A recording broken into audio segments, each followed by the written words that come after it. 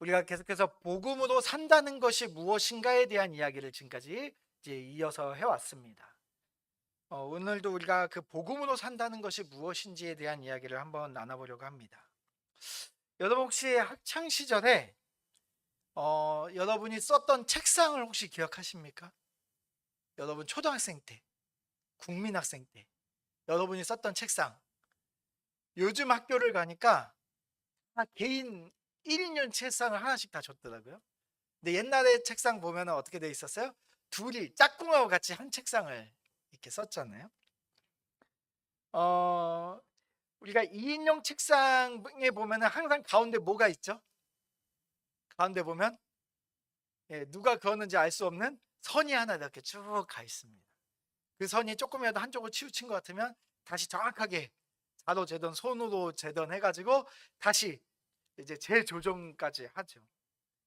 사인펜으로 진하게 긋기도 하고, 어떨 때는 무시무시한 커터칼을 꺼내가지고 그 사이에서 이렇게 선을 거의 뭐 피해 맹세를 하듯이 이렇게 선을 그어놓기도 합니다.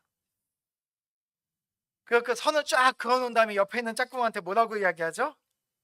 여기는 내 땅이야. 절대 넘어오지 마. 라고 선언을 합니다. 그렇게 선이 딱 그어지는 순간 지우개 하나, 연필 끝부분이 살짝이라도 그 선에 1mm라도 넘어오면 그 물건은 어떻게 됩니까? 야, 선 넘어왔지?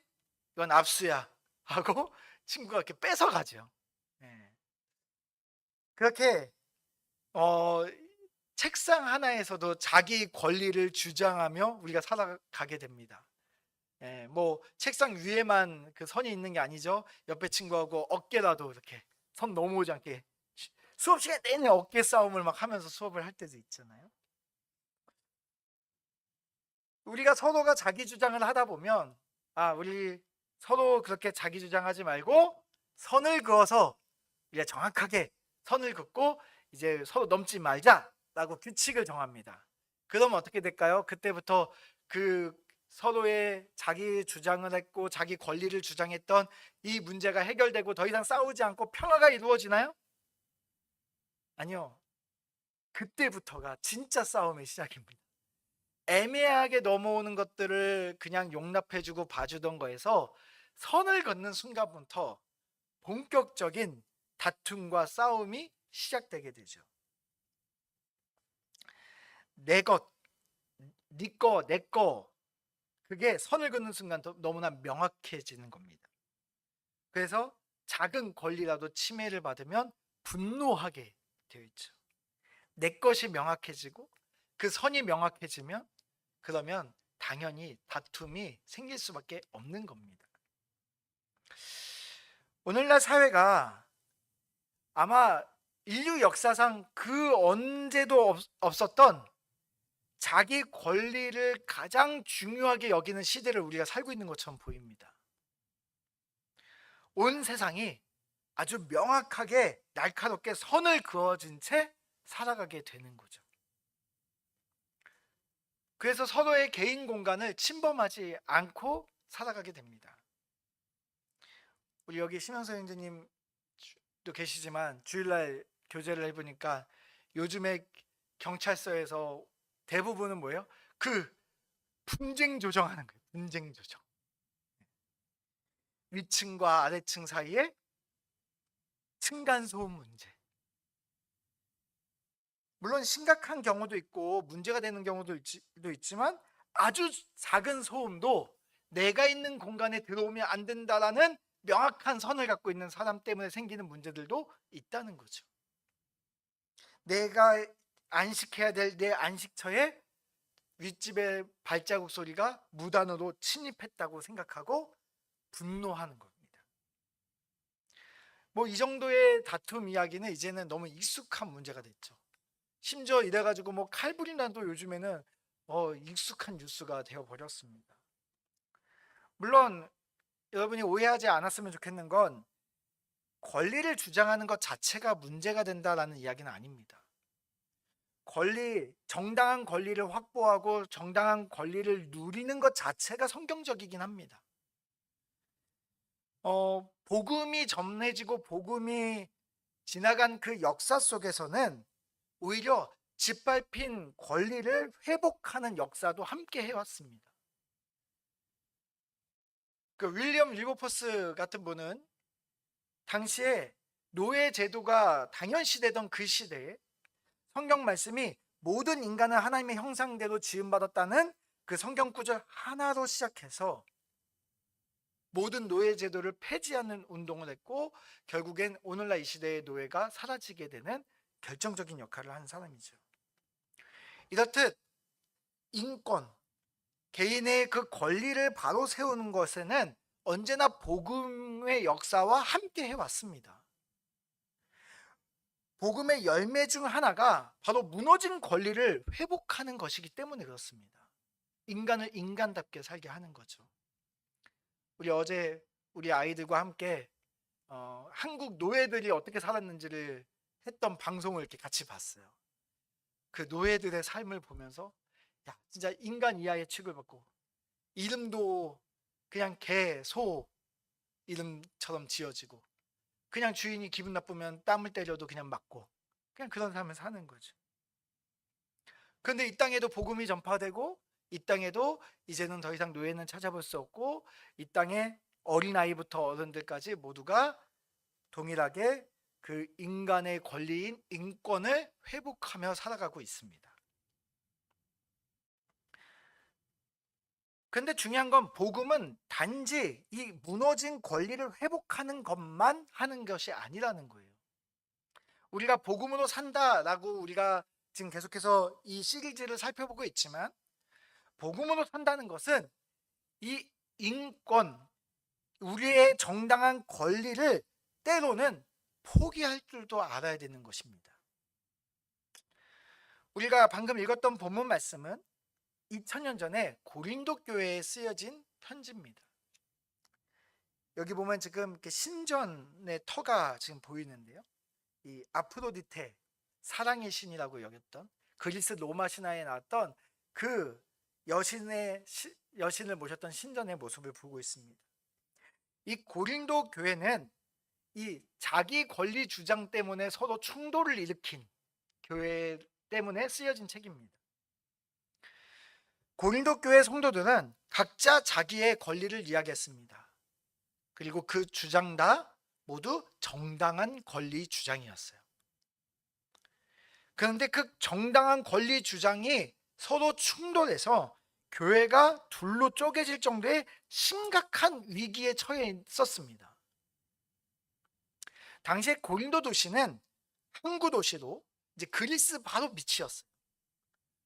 그러니까 이 꼭지점에 위치한 고린도 도시가 이 당시에 온 세상에 물건이 오고 가는 그러한 도시 역할을 했습니다. 그래서 고린도 항구는 수많은 물건과 사람들이 오가는 도시였어요. 그래서 이 도시는 아주 풍요로웠습니다.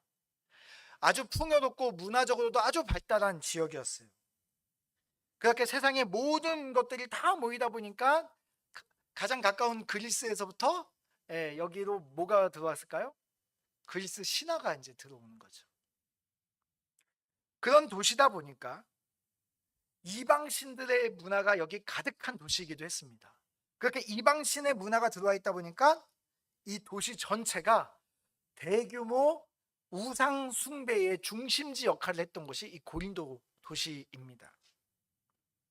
자, 이 고린도 도시에서는 어떤 문화가 있었냐면 우상을 모시는 이 신전에 가서 고기를 잡아 바치고 이제 제사를 드리는 거예요. 그리고 그 바쳐진 고기를 가지고 나와서 사람들하고 파티, 풍요로웠으니까 연회를 열고 이 사람들과 이 음식을 나누는 문화가 있었습니다. 그러니까 이 당시 이 시대에 살았던 사람들은 사람을 사귀려면 어디로 가야 될까요? 신전에 가는 거예요. 신전에 가서 뭘 해야 될까요? 신전에서 주는 고기를 먹으며 그 파티에서 사람들을 만나서 관계를 늘려가야 되는 거예요. 그러니까 사업하시는 분이라면 어떻게 해야 될까요? 당연히 신전에 가서 고기 먹으며 사람들과 관계를 맺어야 되는 거예요. 안 그러면 거래처가 안 생기는 거죠. 당시에 그래서 사회생활에서 아주 중요한 역할을 했던 것이 우상 숭배를 하는 이 신전에 바쳤던 고기를 먹는 것이 아주 중요했습니다. 그러니까 이 우상 숭배를 했던 이 신전은 단지 그냥 우상을 섬기는 제사를 지내는 것뿐만이 아니라 이 사회 전체의 핵심 중요한 역할을 감당했던 곳이에요. 오늘날로 치면은 어디와 비슷하냐면 카페 역할을 하는 것과 비슷합니다. 요즘에 카페에 가보면 무슨 큰 계약서에 서명하는 것도 카페에서 하는 경우들도 많잖아요. 그러니까 카페에서 한 번은 제가 이렇게 앞에 앉아서 이렇게 커피를 마시는데 저쪽에 이렇게 소개팅을 하더라고요. 선을 보는 거예요. 이게 나이가 많으신 분이 본인 교회 청년을 데리고 나오신 거고, 또 이쪽도 나이가 좀 지긋하게 많으신 분이 자기 교회 자매를 데리고 나와서 서로 이렇게 소개를 시켜주고 있는 거예요.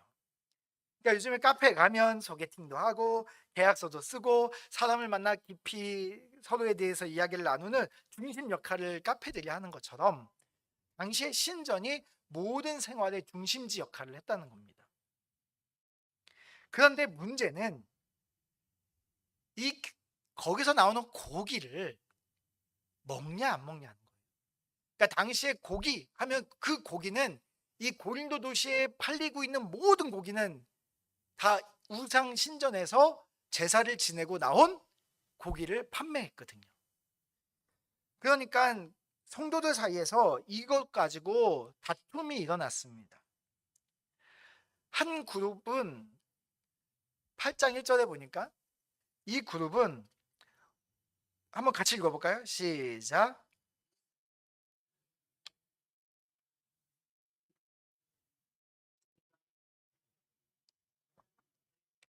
네, 이들은 지식이 있는 자들입니다. 다시 말하면 복음을 깨닫고 복음에 대해서 깊이 있는 지식을 이제 이해하고 있는 자들이에요. 그러니까 우리 오늘 이제 수요 예배 나오실 정도면 그래도 그 깊이가 있는 분들이잖아요. 그러니까 여기 계시는 분들 같은 분들이라고 생각이 됩니다. 이분들은 복음에 대해서 깊이 깨닫고 있기 때문에 이미 우상은 가짜고 우상 신에게 드렸던 그 음식을 갖고 와서 내가 먹는다고 한들 그건 그냥 음식일 뿐 내 영혼을 뭐 더럽히거나 나를 뭐 구원에서부터 구원받은 나를 무슨 다시 지옥으로 끌고 가는 거나 뭐 이런 문제를 일으키지 않는다는 것을 알았던 거예요. 그래서 그냥 먹어도 된다. 우상은 가짜야. 사람들이 아무리 말해도 우상은 가짜야. 하나님이 진짜지. 하나님 한 분밖에 다른 분이 어딨어. 그러니까 고기도 자유롭게 먹어도 돼 라고 생각했어요. 그래서 그들은 고기를 먹었습니다. 자, 근데 또 두 번째 그룹은 어떤 사람들이었냐? 이들은 이 지식은 모든 사람에게 있는 것이 아니므로, 그러니까 지식이 아직 없는 사람들이, 깊이 있는 복음에 대한 깨달음이 없는 사람들이에요. 어떤 이든 지금까지 우상에 대한 습관이 있어 우상의 제물로 알고 먹는 고로 그들의 양심이 약하여지고 더러워지느니라. 이건 무슨 말이냐면 이들은 아직 복음의 그 깊이를 아직 다 깨닫지 못한 사람들이에요. 뭐 예수님 믿은 지 얼마 안 된 사람이거나 아니면 과거에 우상에 대한 어쨌든 그 문화에 깊이 들어갔다가 그 트라우마 같은 게 있을 수 있잖아요. 그러니까 우상에 대해서 너무 두려워하거나 걱정을 하는 사람들이 있을 수도 있습니다. 그 문화에서 완전히 자유하지 못한 상태에 있는 연약한 자들이라는 거예요. 근데 이들이 어느 날 보니까 지식 있는 자들이 이러는 거예요. 야, 그거 너 그렇게 하면 안 돼. 복음을 깊이 있게 깨달으면 저거 아무것도 아니야. 고기 먹을 수 있어야 돼. 하고 데리고 와서 고기를 먹인 거예요.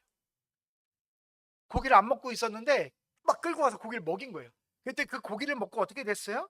고기를 먹고 나니까 그 사람들이 큰 죄책감에 시달린 거예요. 그래서 마음이 약해졌어요. 양심이 약해졌어요. 이 안에 큰 죄책감에 시달렸어요. 그리고 결국에는 그들이 신앙을 떠나는 일들까지 생기게 된 겁니다.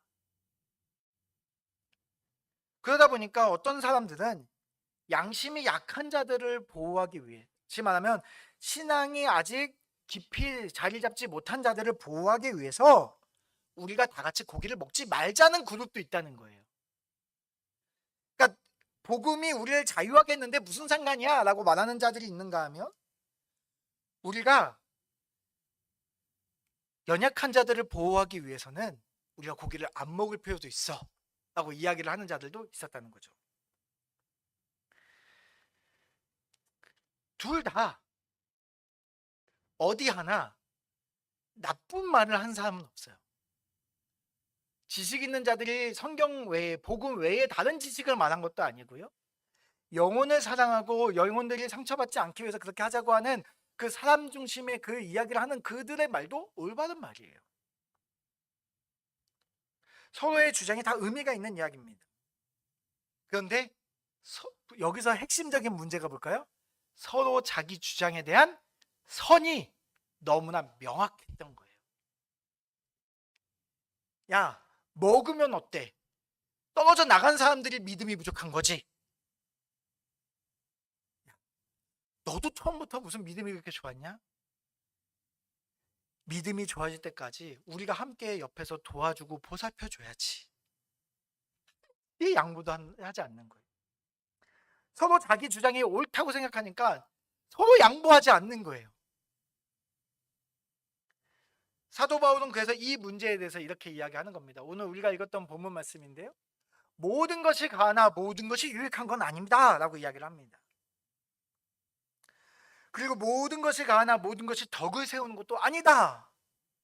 누구든지 자기의 유익을 구하지 말고 남의 유익을 구해야 된다라고 이야기를 하는 겁니다.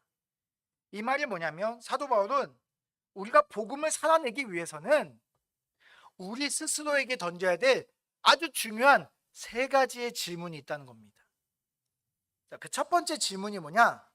바로 내 선택이 공동체를 하나로 세우고 있는가라는 질문입니다. 여기 바울이 말하고 있는 유익하다라는 단어는요, 헬라어로 심포레오입니다. 심포레오, 뭐하고 닮았죠? 심포레오, 심포는 우리 오케스트라의 심포니 약간 이런 느낌하고 비슷합니다. 이게 뭐냐면 하나로 모으다라는 뜻이에요.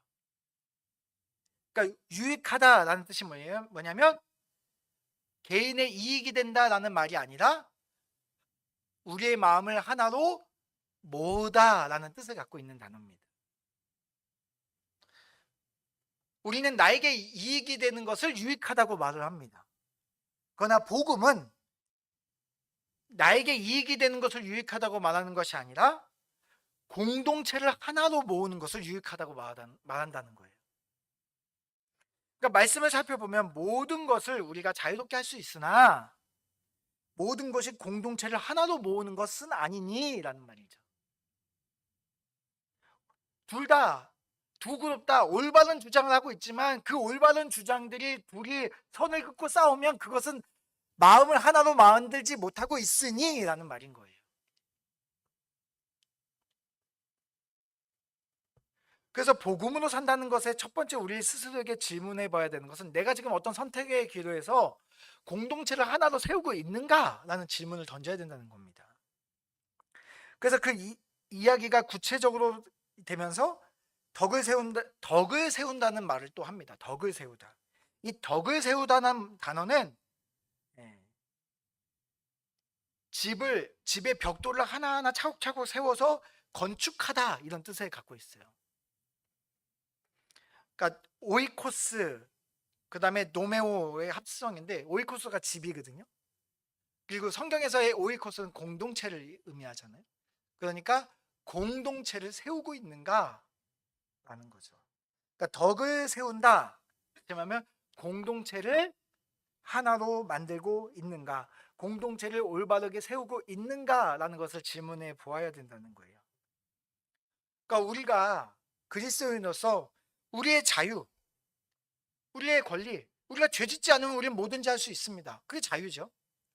하지만 죄짓지 않는다고 해서 뭐든지 해도 되는 것이 아니라 나 혼자 기분 좋고 나 혼자 편하고 내 배를 불리면 되는 것이 아니라 모두를 하나로 모을 수 있는 선택을 하며 살아야 된다는 거예요. 공동체를 세우는 선택을 하며 살아야 된다는 거예요. 만약에 내 마음에 들든 아니면 내 마음에 안 맞는 사람이든 그들이 하나하나의 벽돌 역할을 하는 자들이에요. 하나님이 그 벽돌들을 모아서 건물을 세우려고 벽돌을 이렇게 모아 놓으셨어요. 그 하나하나를 맞추어 하나로 연결하여 하나님이 건물을 짓는 거예요. 그런데 내가 마음에 안 든다고 해서 마음에 안 맞는 사람을 내가 밀어내고 공격하고 내가 내 마음대로 행동한다고 해서 내가 아무리 성경적인 말로 그들을 정죄한다고 해서 그것이 올바른 것은 아니라는 거죠.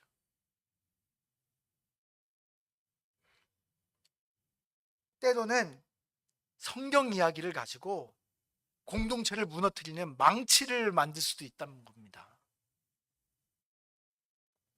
내가 할 수 있는 정당한 자유라 할지라도 만약에 그것이 공동체를 갈라놓고 누군가에게 시험에 들게 하고 누군가를 힘들게 한다면 그것은 성경적으로 죄가 될 수도 있다는 거죠.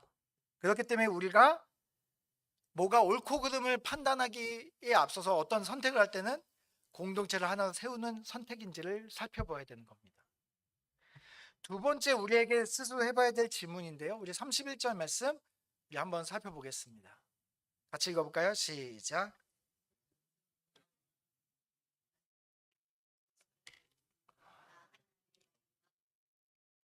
네, 지금 내가 하는 모든 선택이 하나님의 영광을 위한 선택인가를 질문해 보아야 된다는 거예요. 영광, 성경에서 영광, 우리 정영광 목사님 건강하게 잘 계시더라고요. 그 얼마나 영광스러운 이름입니까? 그 영광이라는 단어가 헬라어는 독사. 그래서 제가 신학교 들어가서 제일 쉽게 외웠던 헬라어 중에 하나입니다. 독사. 네. 이 헬라어 단어에서 영광이 뜻하는 말은 무겁고 존귀하다라는 뜻입니다. 무겁고 존귀하다. 이 말의 뜻이 뭘까요? 우리가 지금 일상생활에서 지금 이 사람들이 시장에서 고기 하나를 사 먹고 삼겹살을 구워 먹고 지금 이 고기 하나 먹고 마시는 그 평범하고 작은 지극히 작은 선택을 할지라도 내 유익이라는 가벼운 무게를 가지고 생각하지 말고 오늘 내가 배고프니까 그냥 고기 먹어야지 라는 가벼운 마음으로 선택하지 말고 어떻게 해야 된다는 거예요? 무겁고 존귀한 하나님의 영광이라는 그 가치의 중심을 두고 선택을 해야 된다는 겁니다. 내가 하는 이 선택이 하나님의 영광을 위한 선택인가? 그래서 우리의 선택이 하나님의 영광이라는 렌즈를 통과하지 않으면 우리 어떻게 될까요? 우리의 모든 선택은 대부분 어디를 향하고 있을까요? 우리의 대부분의 선택은 내 유익과 내가 드러나는 나의 영광을 위해서 선택할 가능성이 높습니다. 그렇기 때문에 우리가 하나님의 영광이라는 렌즈를 통해서 우리가 모든 상황들을 봐야 되는 거죠. 자, 마지막 세 번째 질문은 33절 말씀인데요. 내 선택이 영 선택인가? 라는 질문입니다. 네, 33절을 제가 안 갖고 왔네요. 33절 제가 읽어드리겠습니다. 나와 같이 모든 일에 모든 사람을 기쁘게 하여 자신의 유익을 구하지 아니하고 많은 사람의 유익을 구하여 그들로 구원을 받게 하라라고 되어 있습니다. 그러니까 지금 뭐 하는 거예요? 이 선택의 제일 중요한 핵심은 이것이 한 영혼을 살리는 것이냐 죽이는 것이냐는 거죠. 만약에 이것이 영혼을 살리는 거라면 사도 바울은 기꺼이 정당한 권리마저 과감히 포기할 수 있어야 된다는 거예요. 내가 누릴 수 있는 자유마저 철저히 버리고 억압될 수 있어야 된다는 거예요.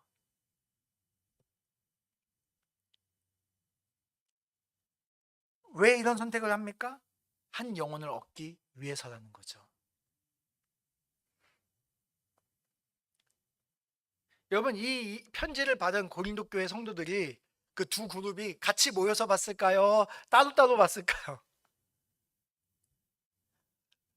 아마 모르긴 몰라도 따로 보지 않았을까요? 아직까지 싸우고 있었을 테니까. 편지가 뭐 한참 오래 걸려서 화에 닿은 다음에 도착하지 않는 이상 따로따로 받겠죠. 그럼 이 편지 보면서 어떻게 됐을까요? 뭐 이 중에는 억울하고 서운한 사람들 많이 있었을 겁니다. 할 말 있었겠죠. 그리고 그들의 이야기를 들어보면 저마다 틀린 말 하는 사람 별로 없었을 거예요. 다 맞는 말 했을 겁니다. 왜? 왜 그들의 말이 틀린 말이 아닌지를 들어주면 그들의 말을 들어주다 보면 뭐 한도 끝도 없었겠죠. 근데 사도 바울은 이렇게 말하는 거예요. 아무리 그것이 뭐 옳은 말, 정당한 권리라 할지라도, 아무리 그 말이 성경적인 말이라고 할지라도 그것이 만약에 영혼을 죽인다면 하지 말라고 이야기하고 있는 거예요. 그것이 만약에 영혼에게 상처를 준다면 하지 말라고 이야기하는 거예요.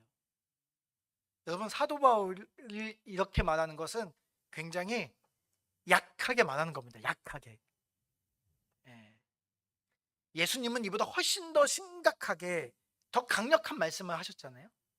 마태복음 18장 6절에 보면 뭐라고 말씀하셨어요?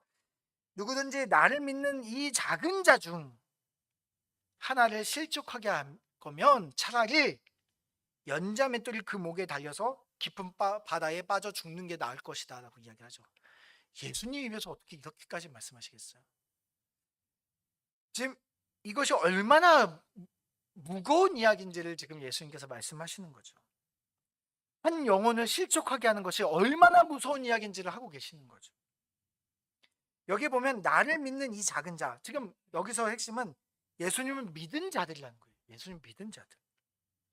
예수님을 믿었지만 연약한 믿음을 갖고 있는 이 신자들에게 그들을 만약에 실족하게 하면, 한 명이라도 실족하게 하면, 이 실족이라는 건 만약에 그들이 죄에 빠지게 하거나 믿음을 잃어버리게 하거나 아니면 이들이 넘어져서 오랜 시간 그 회복이 안 되는 상황 속으로 가게 된다면,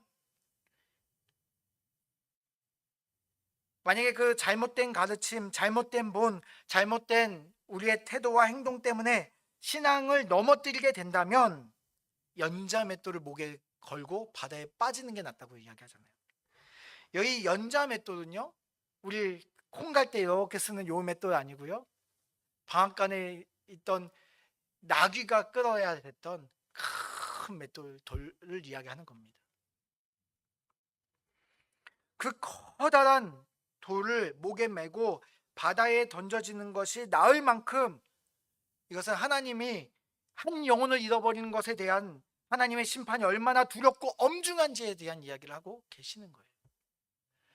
하나님의 공동체를 망가뜨리는 데 있어서 이것이 얼마나 심각한 문제인지를 보여주고 계시는 거죠. 왜 그렇습니까? 그 한 영혼이 어떤 존재예요? 그 영혼이 예수님을 믿었다면 그 한 영혼을 예수님이 얻기 위해서 어떻게 하셨어요? 예수님께서는 자신의 피를 흘려 십자가에 못 박혀 죽으셨습니다. 그렇기 때문에 그 한 영혼이 어떤 존재예요? 수많은 교회 다니는 성도들 중에 한 명이 아니고 그 한 사람은 예수님이 핏값으로 산 예수님 짤이라는 거예요. 그 가치가 예수님의 핏값이라는 거예요. 예수님의 핏값으로 산 그 사람을 시험에 빠뜨려 넘어지게 할 거면 그에 해당하는 심판은 두렵고 엄중하다는 것을 예수님 말씀하시는 거죠. 그래서 사도 바울은 고린도전서 8장 13절에 이렇게 말을 합니다. 한번 같이 읽어볼까요? 시작. 그러므로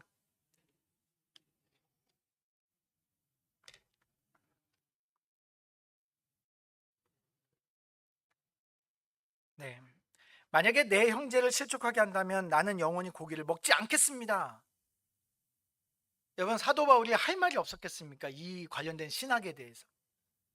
사도 바울은 누구보다도 고기, 우상에서 나온 이 고기의 문제에 대해서 신학적으로 자기 스스로는 완전히 자유할 수 있었습니다. 그러나 사도 바울은 자기의 자유와 권리를 포기하고, 만약에 내가 고기 먹는 것 때문에 누군가가 상처받는다면 난 평생 채식주의자로 살겠다라고까지 선언하고 있는 거예요.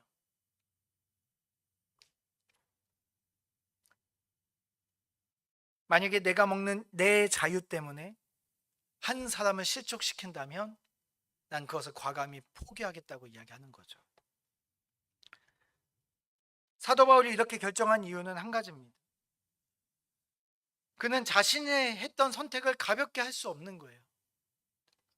여러분, 고린도전서 성경을 쓸 때 왜 썼겠어요? 누군가가 와서 고린도 교회 이야기를 들려줬고 그 고린도 교회 이 문제를 두고 해결책을 달라고 이야기했을 거 아닙니까? 그러면은 사도 바울이 이 문제를 가볍게 생각하지 않는 거죠.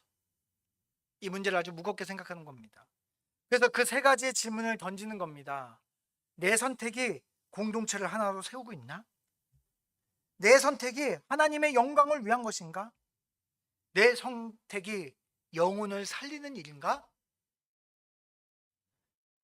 이 세 가지의 고민을 하고 나면 나 고기 안 먹어도 된다는 거예요. 내가 아는 복음에 대한 지식이 공동체를 하나로 세우지 못하고 갈등을 만들고 나눠지게 한다면 그 지식은 의미가 없다는 겁니다. 내가 아는 복음에 대한 지식이 그 지식만 드러나고 그 지식을 갖고 있는 나만 드러나고 하나님의 영광을 가리고 있다면 이 지식은 의미가 없다는 거예요. 내가 아는 복음에 대한 이 지식이 영혼을 넘어뜨리게 한다면 이 지식은 아무 의미가 없다는 겁니다. 그래서 과감히 내가 주장할 수 있는 내 권리를 포기하는 선택을 하겠다는 겁니다. 이 선택이 바로 예수님의 선택이기 때문에 사도 바울은 이 선택을 기쁨으로 할 수 있었습니다. 예수님은 어떻게 하셨습니까? 그래서 우리 마가복음 계속 보고 있잖아요. 예수님은 하나님의 아들이셨습니다. 그는 모든 인간을 구원하는 메시아였어요. 근데 그분이 이 땅에 어떻게 오셨습니까? 온 우주의 통치자고 하나님의 아들인 그분이 모든 자신의 권리를 다 내려놓고 오셨습니다. 어린아이로 말 구유해서 모든 권리를 포기하고 이 땅에 오셨습니다. 그리고 자기를 완전히 비워 종의 모습으로 낮은 모습으로 이 땅에 오셨습니다. 그 이유가 무엇입니까? 바로 하나님과 나 사이에 죄로 인해서 갈라진 우리를 하나로 세우기 위해서 예수님께서 십자가에서 죽으신 겁니다. 예수님 왜 자신의 영광을 버리고 십자가에서 비참하게 죽으셔야 했습니까? 하나님의 영광을 드러내기 위해서입니다. 무엇보다 죄로 인해서 죽어가는 우리 영혼을 살리기 위해서 예수님은 십자가를 선택하셨습니다. 자신의 모든 자유를 십자가에 못 박혀 죽으심으로 다 내려놓으셨습니다. 스스로 죽음에 갇혔습니다. 그렇게 하나님의 영광스러운 부활을 경험하기 위해서 예수님 모든 것을 포기했습니다. 사도 바울은 바로 이 예수님을 따라가는 길이기 때문에 그는 기꺼이 이 길을 가겠다고 선언하고 있는 겁니다. 여러분, 복음으로 산다는 것은 우리의 삶에 아주 구체적인 질문을, 사소한 일 하나하나 다 던져보는 작업입니다. 예수님처럼 어떤 선택을 하며 살 것인가? 우리 말씀을 마치겠습니다.